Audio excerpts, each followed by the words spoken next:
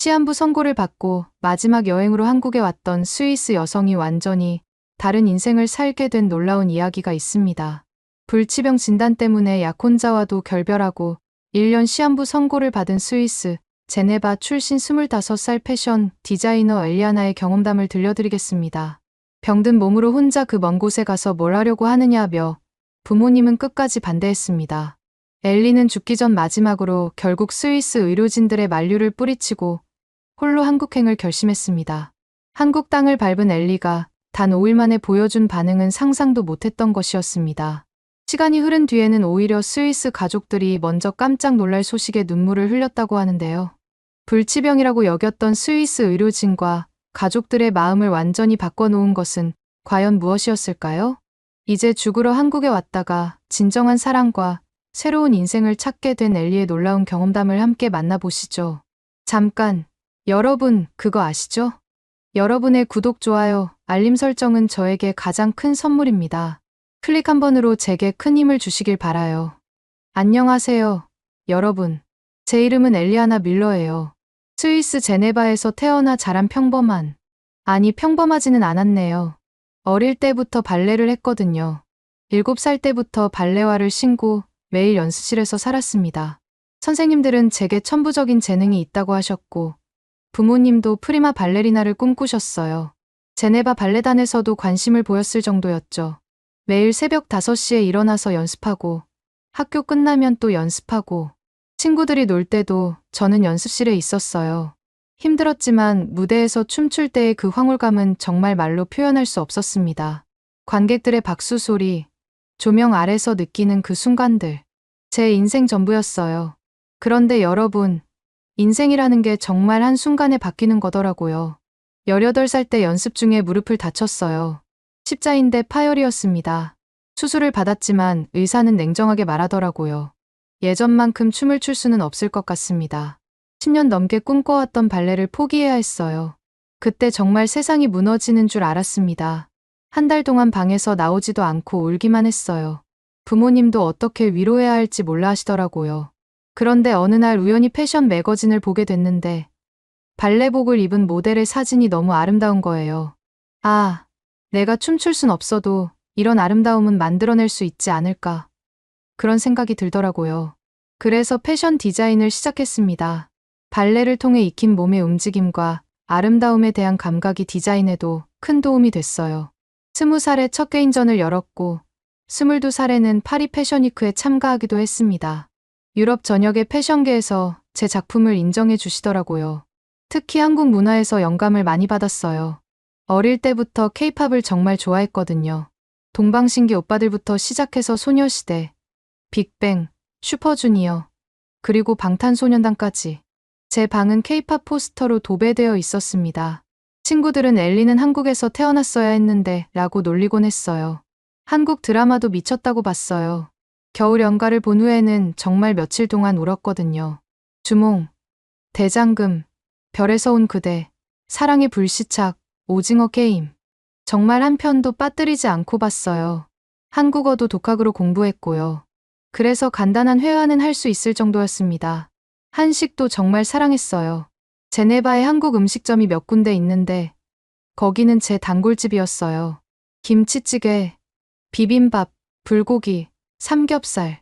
한국 음식을 먹을 때마다 언젠가는 꼭 한국에 가봐야지 생각했거든요. 친구들은 엘리 너 정말 한국 사람 같다고 할 정도였어요. 그런데 그 행복한 일상이 갑자기 무너지기 시작했습니다. 작년 봄부터 이상한 증상들이 나타나기 시작했거든요. 처음엔 정말 사소한 것들이었습니다. 디자인 작업을 하다가 갑자기 뭘 하고 있는지 깜빡한다든지, 친구와 약속을 완전히 잊어버린다든지, 25살 나이에 치매 같은 증상이 나타나는 거예요. 요즘 스트레스가 많나 보다 하고 넘겼죠. 그런데 점점 심해지더라고요. 어느 날은 디자인 스케치를 하다가 연필을 든 채로 1시간 넘게 멍하니 있었어요.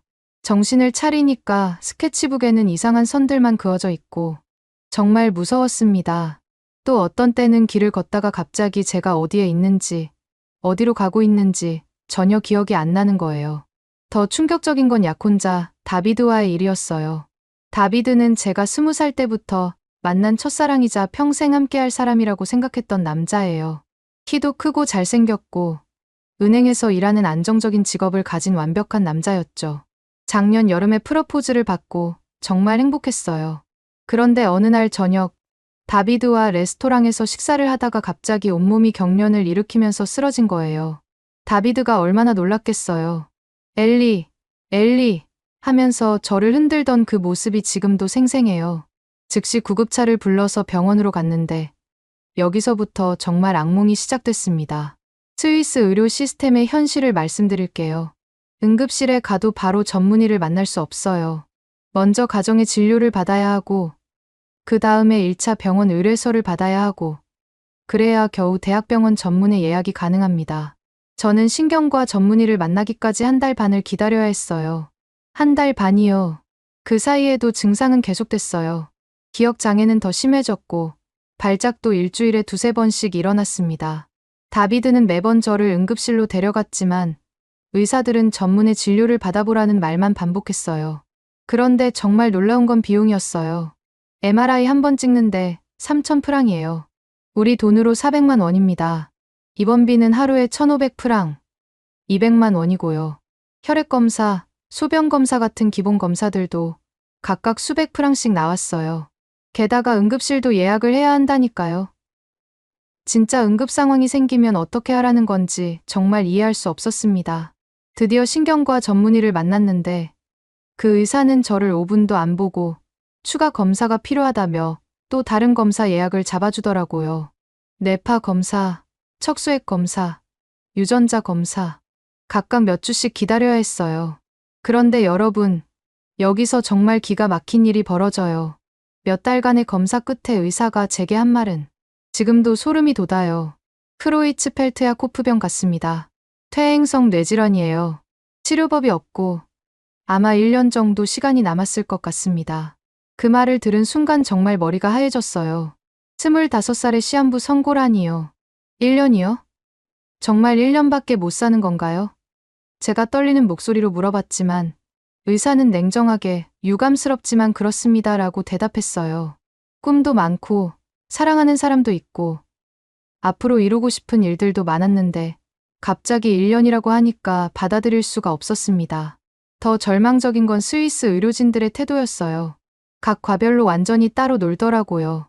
신경과에서는 뇌 영상만 보고 내과에서는 혈액 검사 결과만 보고 면역내과에서는 또 다른 검사만 하고 서로 소통이 전혀 안 되는 것 같았어요. 제가 다른 치료 방법은 없나요? 라고 물어봐도 6개월 후에 재검사 받으러 오세요라는 말만 반복하더라고요. 약혼자 다비드도 처음엔 함께 하겠다고 했지만 시간이 지날수록 점점 멀어졌어요.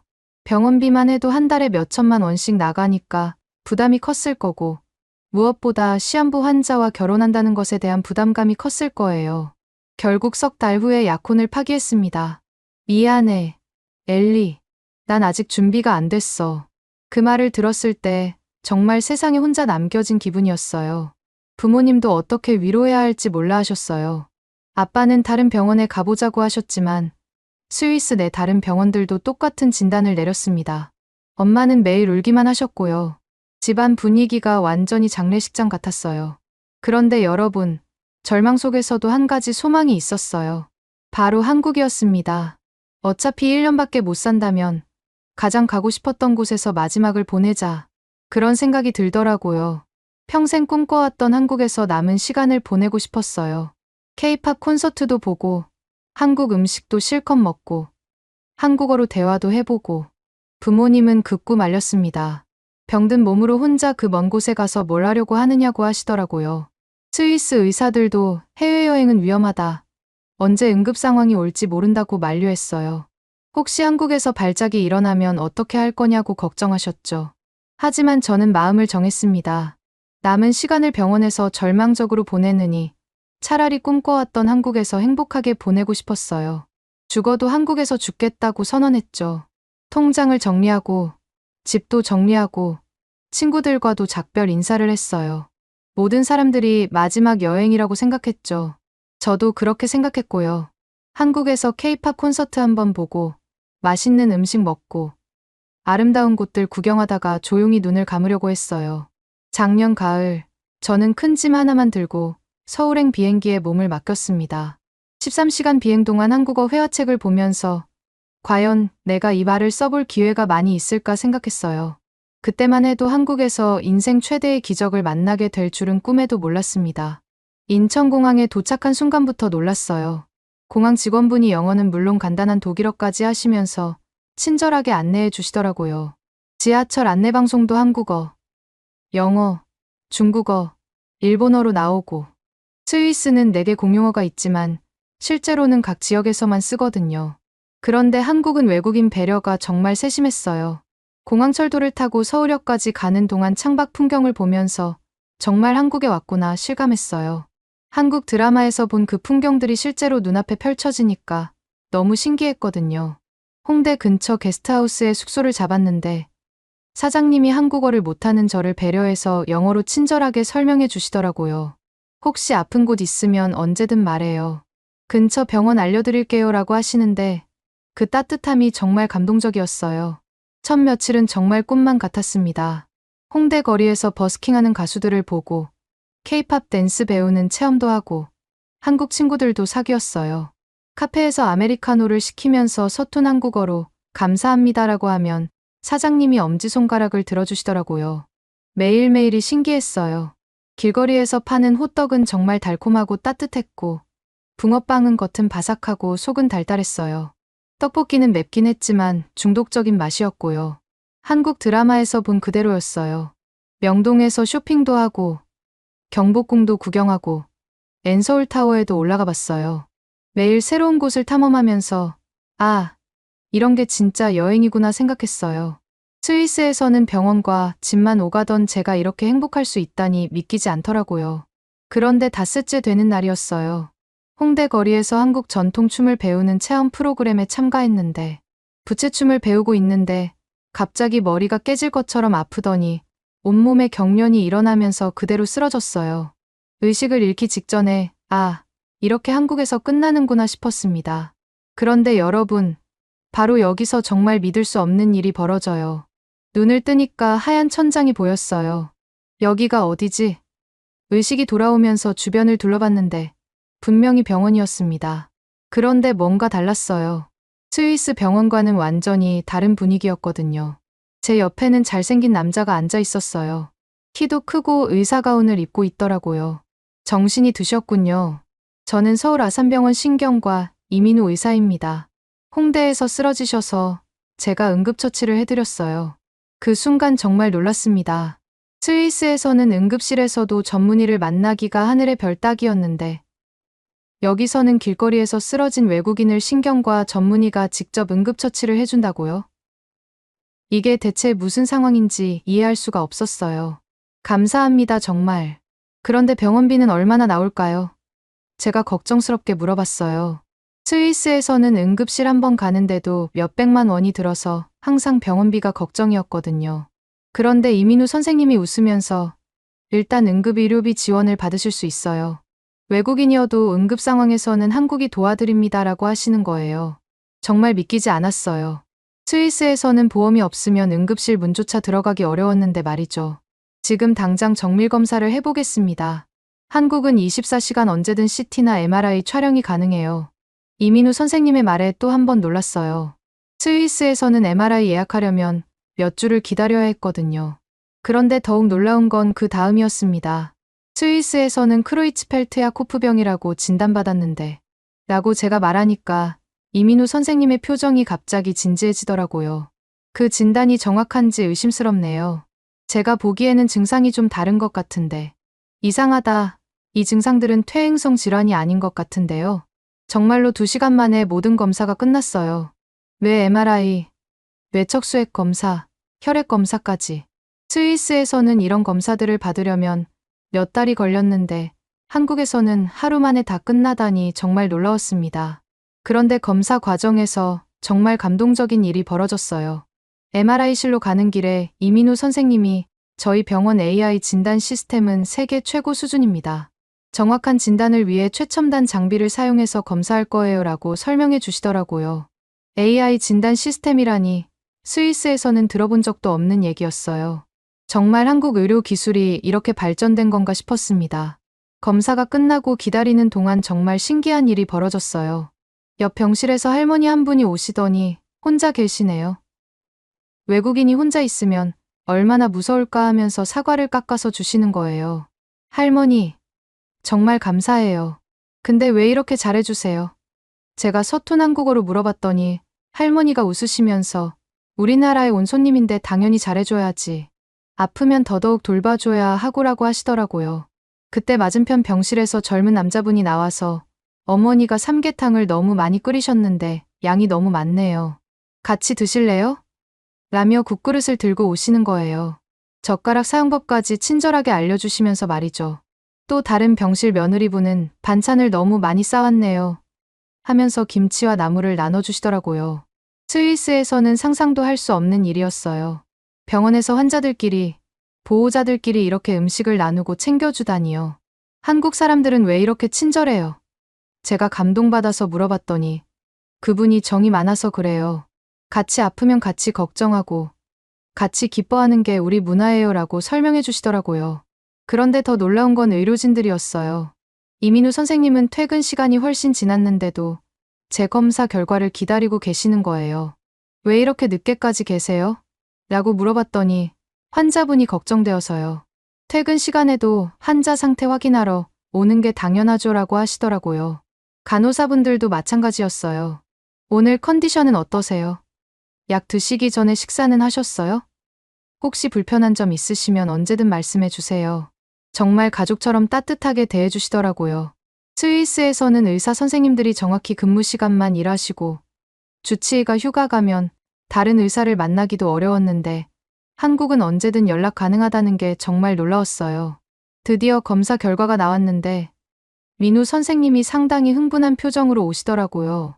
엘리 씨, 정말 놀라운 결과가 나왔어요. 네. 무슨 결과요? 제 심장이 쿵쾅거리기 시작했어요. 이 진단 결과를 듣고 제 인생이 완전히 바뀌게 되는데요. 스위스에서 받은 진단이 완전히 잘못되었습니다. 이건 치료 가능한 자가면역 뇌염이에요. 민우 선생님의 확신에 찬 목소리가 들려왔어요. 그 말을 듣는 순간 정말 세상이 뒤바뀌는 것 같았어요. 시한부가 아니라고요. 치료할 수 있다고요. 이건 항엔 MDA 수용체 뇌염이라는 자가면역 질환입니다. 80% 완치율을 보이는 치료 가능한 질환이에요. 선생님의 말에 저는 그대로 울음을 터뜨렸습니다. 그런데 여기서 더욱 놀라운 일이 벌어져요. 우리 병원에 다학제 통합 치료팀이 있어요. 신경과, 면역내과, 재활의학과, 영양사까지 모든 전문가가 협력해서 치료할 거예요. 다학제 팀이요? 저는 그런 용어를 처음 들었어요. 네. 한국 의료의 특징 중 하나예요. 스위스에서는 각 과별로 따로따로 진료했는데 한국은 모든 전문가가 함께 회의해서 치료 방침을 정하거든요. 정말로 이틀 후에 다학제 회의가 열렸어요. 신경과, 면역내과, 재활의학과, 정신건강의학과, 영양팀까지 7명의 전문가가 제 치료를 위해 모인 거예요. 스위스에서는 상상도 할 수 없는 일이었죠. 같은 검사가 스위스의 10분의 1 가격으로 가능하다니. 제가 놀라서 중얼거렸더니 이 선생님이 국민건강보험이 있어서 외국인도 응급의료비 지원을 받을 수 있어요. 저희가 개발한 면역치료법이 유럽에서도 주목받고 있어서 한국은 의료 연구, 투자가 매우 활발해서 새로운 치료법이 빨리 나와요 라고 자랑스럽게 설명해 주시더라고요. 그날 밤 스위스에 있는 친구 마리아에게 화상통화를 걸었어요. 마리아, 나 치료받을 수 있어. 스위스에서 받은 진단이 틀렸대. 정말이야? 그런데 환자 가족들이 너를 챙겨주고 의료진들도 24시간 케어해준다고? 응. 정말 가족 같아. 음식도 나눠주고 의사 선생님들도 퇴근하고도 와서 확인해주고. 그런데 마리아의 반응이 좀 차갑더라고요. 개인적인 경계가 없네. 의료비는 얼마나 나와? 스위스의 10분의 1도 안 돼. 그런데 치료 수준은 오히려 더 높아. 마리아는 믿기 어렵다는 반응이었어요. 스위스가 의료 선진국이라고 생각했으니까요. 치료가 시작되고 나서 정말 놀라운 변화가 일어나기 시작했어요. 기억력이 돌아오기 시작하고 발작 횟수도 줄어들고 매일매일 좋아지는 제 모습을 보면서 정말 감사했습니다. 이민우 선생님도 의학적 호기심과 환자에 대한 애정이 남다르다는 걸 매일 느꼈어요. 수술 후에도 계속 환자를 챙기시고 새로운 치료법에 대해서도 계속 연구하시더라고요. 선생님은 왜 의사가 되셨어요? 어느 날 제가 물어봤더니 환자분들이 건강해져서 웃으시는 모습을 볼 때 가장 보람을 느껴요. 특히 엘리 씨처럼 오진으로 고생하셨던 분들이 정확한 진단을 받고 나아지시는 걸 보면 정말 뿌듯해요 라고 하시더라고요. 그때 제 마음이 조금씩 움직이기 시작했나 봐요. 단순히 의사와 환자 관계가 아니라 뭔가 특별한 감정이 생기기 시작했거든요. 치료 한 달째 정말 놀라운 소식을 들었어요. 스위스에 있는 전 약혼자 다비드가 연락을 했다는 거예요. 엘리가 정말 나았다고? 스위스에서 못 고친 병을 한국에서 고쳤다니. 우리가 놓친 게 뭘까? 라며 후회하는 반응이었어요. 부모님도 한국 의료 수준이 그렇게 높다고, 비용도 그렇게 저렴하다고 라며 믿기 어려워하셨어요. 그런데 이제 새로운 고민이 생겼어요. 스위스로 돌아갈 것인가? 한국에서 계속 치료받을 것인가? 의학적으로는 한국에서 치료받는 게 훨씬 좋은 건 확실했어요. 하지만 제 마음은 이미 정해져 있었어요. 스위스로 돌아가지 않고 한국에서 치료받겠어요. 의학적 우수성뿐만 아니라 한국에서 경험한 따뜻한 인간관계가 저희 결심에 큰 영향을 미쳤거든요. 민우 선생님께 말씀드렸더니 정말 기뻐하시더라고요. 한국에서 새로운 시작을 하시는군요. 저도 끝까지 도와드리겠어요. 그날부터 제 진짜 한국 생활이 시작됐어요. 단순히 치료받는 환자가 아니라 한국에서 새로운 인생을 시작하는 사람으로서 말이죠. 그런데 이 결정이 제 인생을 얼마나 바꿔놓을지, 그리고 이 선생님과 저 사이에 어떤 특별한 일들이 벌어질지는 그때는 몰랐어요. 과연 앞으로 어떤 놀라운 변화들이 기다리고 있을까요? 치료가 시작된 지 2달이 지나면서 놀라운 변화가 일어나기 시작했습니다. 기억력이 점점 돌아오고 발작 횟수도 현저히 줄어들었어요. 매일 아침 일어날 때마다 정말 나아지고 있구나 실감할 수 있었거든요. 그런데 더 놀라운 건 민우 선생님의 세심한 배려였어요. 오늘은 컨디션이 어떠세요? 혹시 답답하거나 우울한 기분은 없으신가요? 매일 이런 질문들을 해주시면서 제 마음 상태까지 챙겨주시더라고요. 어느 날 이 선생님이 특별한 제안을 해주셨어요. 엘리 씨, 치료만으로는 부족합니다. 마음의 치유도 중요하거든요. 한국 문화도 체험해보면서 기분 전환을 해보시는 게 어떨까요? 그래서 시작된 게 저희 특별한 치유 데이트였습니다. 처음 함께 간 곳은 인사동의 작은 전통 찻집이었어요. 한옥 건물의 마루에 앉아서 따뜻한 대추차를 마시는데 창밖으로 보이는 고즈넉한 골목길이 마치 한 폭의 그림 같았어요. 스위스에는 이런 여유로운 차 문화가 없어요. 한국은 치료도, 문화도 마음을 편하게 해줘요. 제가 감탄하면서 말했더니 민우 씨가 한국의 치료 철학이 바로 그거예요. 몸과 마음을 함께 치료하는 것이죠 라고 설명해 주시더라고요. 가장 기억에 남는 건 북한산 둘레길이었습니다. 처음엔 걱정이 많았어요. 발작이 일어나면 어떻게 하나 싶어서요. 하지만 민우 씨가 제가 옆에 있으니까 걱정 마세요. 응급약도 챙겨왔습니다 라고 안심시켜 주시더라고요.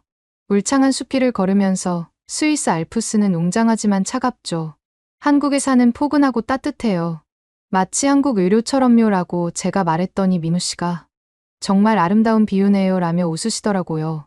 그런데 여러분, 이때 정말 예상 못한 일이 벌어져요. 산길을 걷다가 갑자기 제가 어지러움을 느끼면서 비틀거렸거든요. 민우 씨가 재빨리 저를 붙잡아 주시는데 그때 저희 얼굴이 정말 가까워진 거예요. 나뭇잎 사이로 스며드는 햇살 아래에서 마주본 그분의 걱정 어린 눈빛. 그 순간 뭔가 특별한 감정이 오고 갔어요. 죄송해요. 아직 완전히 낫지 않았나 봐요. 제가 부끄러워하며 말했더니 천천히 나아가면 됩니다. 제가 끝까지 지켜드릴게요 라고 하시는데 그 말이 단순히 의학적인 의미가 아닌 것 같더라고요. 그런데 정말 운명적인 순간이 서울 성곽길에서 찾아왔습니다. 해질 무렵 성곽길을 걸으며 서울 시내가 내려다 보이는 곳에서 쉬고 있는데 도시의 불빛들이 하나둘 켜지기 시작하더라고요. 그 아름다운 풍경을 바라보면서 제가 먼저 용기를 내서 말했어요. 선생님, 제가 고백할 게 있어요. 한국에서 영원히 살고 싶어요. 당신과 이 따뜻한 의료 시스템과 함께요. 민우 씨는 깜짝 놀라시다가 제 진심 어린 눈빛을 보시더니 저도 사실 같은 마음이었습니다 라고 고백하시는 거예요. 그 순간 서울의 야경을 배경으로 저희는 서로를 바라보면서 뭔가 특별한 감정이 통하는 걸 느꼈어요. 치료 넉 달째 민우 씨가 한국 의료의 놀라운 이야기를 들려주셨습니다. 엘리 씨, 한국 의료진들이 세계학회에서 발표하는 논문이 엄청 많다는 거 아세요? 전 세계 의사들이 한국 치료법을 배우러 와요. K의료 한류라는 말이 있을 정도죠. 정말요? 그럼 제가 그 산 증인이네요 라고 제가 웃으면서 대답했더니 맞습니다. 엘리 씨 같은 케이스가 세계적으로 화제가 되면 더 많은 환자들을 도울 수 있을 거예요 라고 하시더라고요. 그런데 여기서 정말 놀라운 소식이 들려왔어요. 스위스에 있는 제 부모님과 친구들의 반응이 완전히 바뀐 거였어요.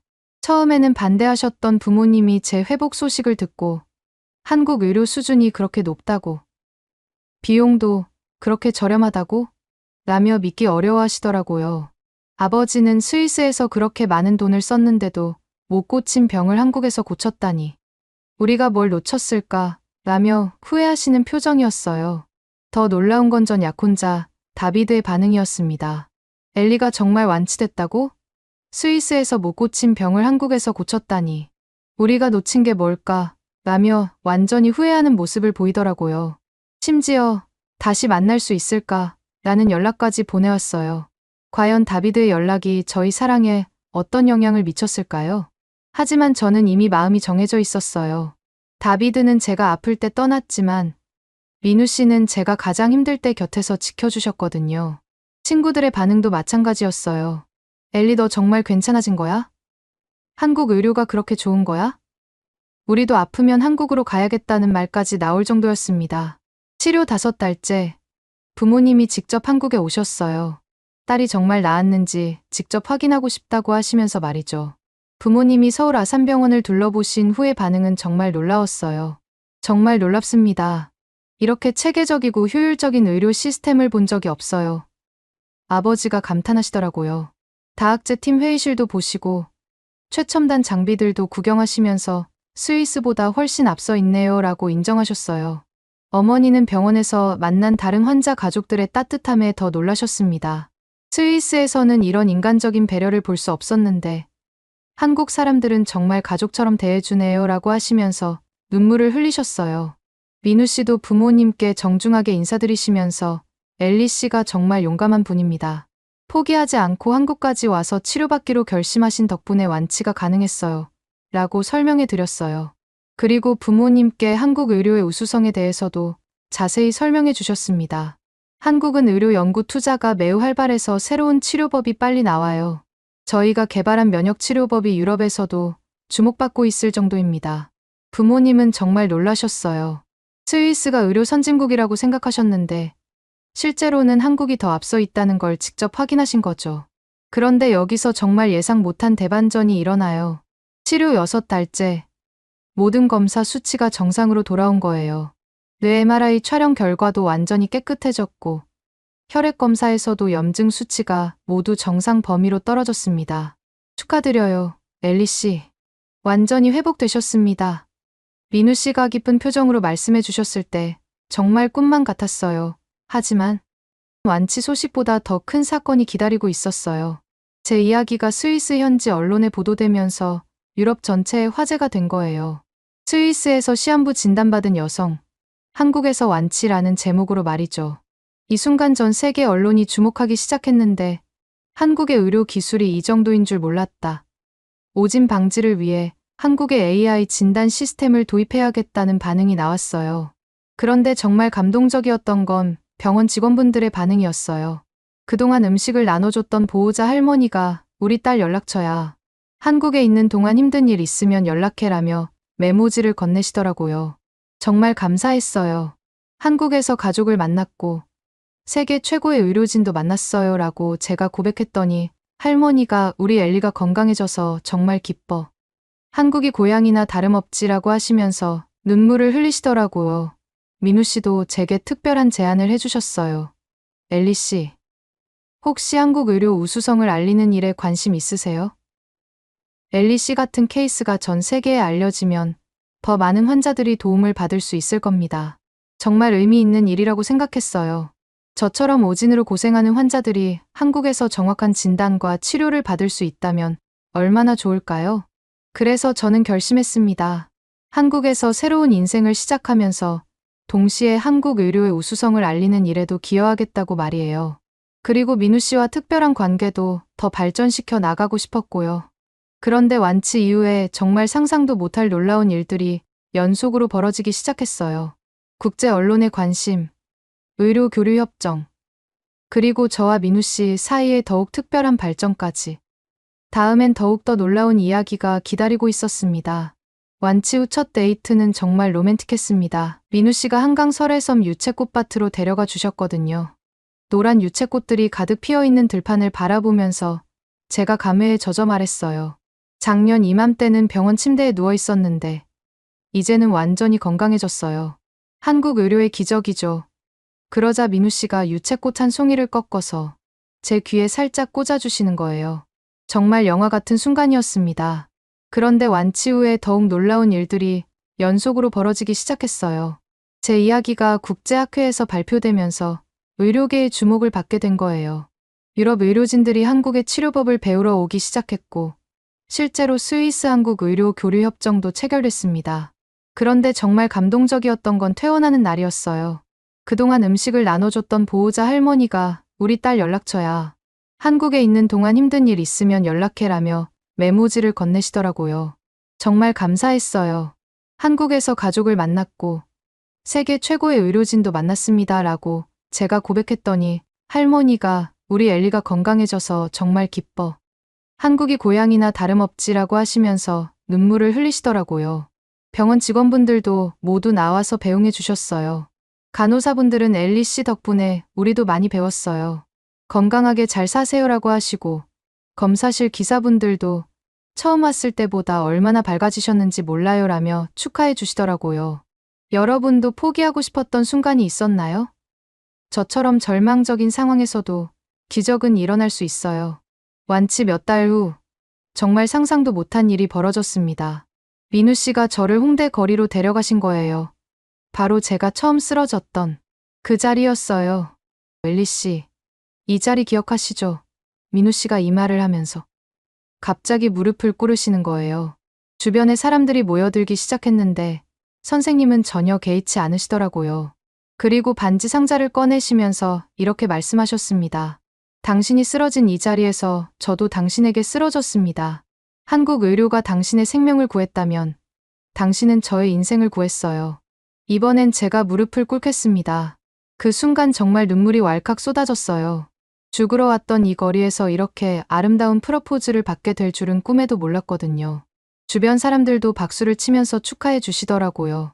저희 결혼 소식은 스위스 오진 환자, 한국에서 완치 후 한국 의사와 결혼이라는 제목으로 외신 기자들이 인터뷰 요청을 해왔고 다큐멘터리 제작진도 찾아왔습니다. 이 이야기가 누군가에게는 희망이 되길 바라며 저는 국제적 의료 오진 방지 캠페인의 홍보대사가 됐어요. 정확한 진단의 중요성과 한국 의료의 우수성을 전 세계에 알리는 일이었거든요. 결혼식도 정말 특별했습니다. 한국 전통 혼례와 서양식 웨딩을 모두 치렀는데 스위스에서 온 가족 친지들이 한복을 입고 패백을 드리는 모습을 보면서 정말 감동받았다고 하셨어요.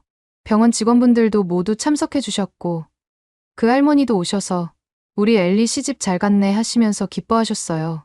결혼 후에 저는 한국 영주권을 취득하고 새로운 인생을 시작했습니다. 서울에서 한국 스위스 문화 융합 패션 브랜드를 런칭했는데 한국에서 받은 사랑과 치유의 경험을 디자인에 담았더니 큰 성공을 거둘 수 있었어요. 한복의 우아한 선과 스위스 알프스의 세련된 감성을 결합한 디자인이 화제가 됐고 치유의 패션이라는 컨셉으로 많은 사랑을 받았습니다. 매출의 일부는 의료 소외계층을 위해 기부하기로 했어요. 동시에 한국 의료 우수성 알리기 캠페인의 글로벌 홍보대사로도 활동했어요. 제 이야기를 들은 많은 외국 환자들이 한국을 찾기 시작했고 실제로 정확한 진단과 치료를 받을 수 있었습니다.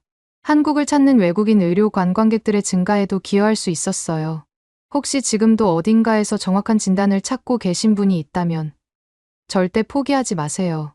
결혼 1년 후에는 더욱 의미 있는 프로젝트를 시작했습니다. 민우 씨와 함께 엘리케어 센터라는 외국인 전용 의료 상담소를 열었어요. 언어 장벽 때문에 제대로 된 진료를 받기 어려운 외국인들을 위한 공간이었거든요. 센터에서는 무료 의료 상담뿐만 아니라 한국 의료 시스템 안내, 통역 서비스, 심지어 치료, 중정서적 지원까지 제공했어요. 저처럼 혼자 아픈 외국인들이 따뜻한 돌봄을 받을 수 있도록 하는 게 목표였습니다. 결혼 2년 후에는 더욱 큰 꿈을 실현했어요. 저희는 국제의료오진방지재단과 한국의료우수성연구재단을 설립했습니다. 엘리처럼 오진으로 고통받는 환자들을 위한 글로벌 진단 네트워크 구축과 한국식 다학제 치료, 모델의 세계 전파라는 두 가지 목표로 더 많은 생명을 구하는 일에 헌신하기로 했거든요. 재단에서는 인공지능 기반 오진 방지 시스템을 개발하고 각국 의료진들의 교류 프로그램도 운영했어요. 스위스를 포함한 유럽 여러 나라에서 한국의 의료 시스템을 도입하기 시작했습니다. 그리고 3년 후 정말 기적 같은 소식이 또 하나 찾아왔어요. 제가 임신한 거예요. 한국에서 건강한 아이를 낳을 수 있게 된 거죠. 임신 소식을 들었을 때 민우 씨가 얼마나 기뻐하셨는지 몰라요. 우리 아이도 한국에서 태어나서 한국의 따뜻함을 받으며 자라겠구나 하시면서 눈물을 흘리시더라고요. 임신 중에도 서울 아산병원에서 최고의 산부인과 진료를 받을 수 있었습니다. 한국의 산모 케어 시스템도 정말 놀라웠어요. 임신부 교실, 태교 프로그램, 산후조리원까지. 스위스와는 비교할 수 없을 정도로 세심하고 따뜻했거든요. 병원에서 만난 다른 임신부들도 저를 따뜻하게 대해주셨어요. 외국인이라 힘들 텐데 뭐 필요한 거 있으면 언제든 말해요 라며 챙겨주시고 한국 전통 태교법도 알려주시더라고요. 지금 이 순간에도 기적을 기다리는 분들이 계실 텐데요. 출산 예정일이 가까워지면서 매일 아침 서울 아산병원을 바라보며 이런 생각이 듭니다. 한국에 죽으러 왔다가 진정한 삶과 사랑, 그리고 진실을 찾았구나. 세계 최고의 의료진과 가족보다 더 따뜻한 사람들의 정을 알게 됐고, 이제 우리 아이도 이 놀라운 나라에서 태어나 한국의 사랑과 의료의 혜택을 받으며 자라겠구나. 민우 씨와 함께 아이 방을 꾸미면서 정말 행복했어요. 한국 전통 모빌과 스위스 오르고를 함께 달아놓고 우리 아이는 두 나라의 사랑을 모두 받고 자라겠구나 생각하니까 가슴이 벅차올랐습니다. 아이 이름도 정했어요. 한국 이름으로는 사랑이고 스위스 이름으로는 아모레예요. 두 나라를 연결해준 사랑의 의미를 담았거든요. 여러분, 정말 믿기 어려운 이야기이지만 모두 사실이에요. 스위스에서 시한부 선고를 받고 마지막 여행이라고 생각하며 한국에 왔던 제가 이렇게 행복한 가정을 꾸리고 새로운 인생을 살게 될 줄 누가 알았겠어요. 한국의 의료진분들, 병원에서 만난 따뜻한 사람들, 그리고 무엇보다 저를 끝까지 포기하지 않고 사랑해준 민우 씨 덕분에 지금의 제가 있습니다. 지금도 전 세계 곳곳에서 저처럼 오진으로 고통받는 환자들이 있을 거예요. 그분들에게 꼭 말씀드리고 싶습니다. 포기하지 마세요. 정확한 진단과 따뜻한 치료를 받을 수 있는 곳이 분명히 있어요. 저에게는 그곳이 바로 한국이었습니다. 오늘의 이야기는 여기까지입니다. 마음에 드셨다면 구독과 좋아요 잊지 말고 한 번씩 눌러주세요.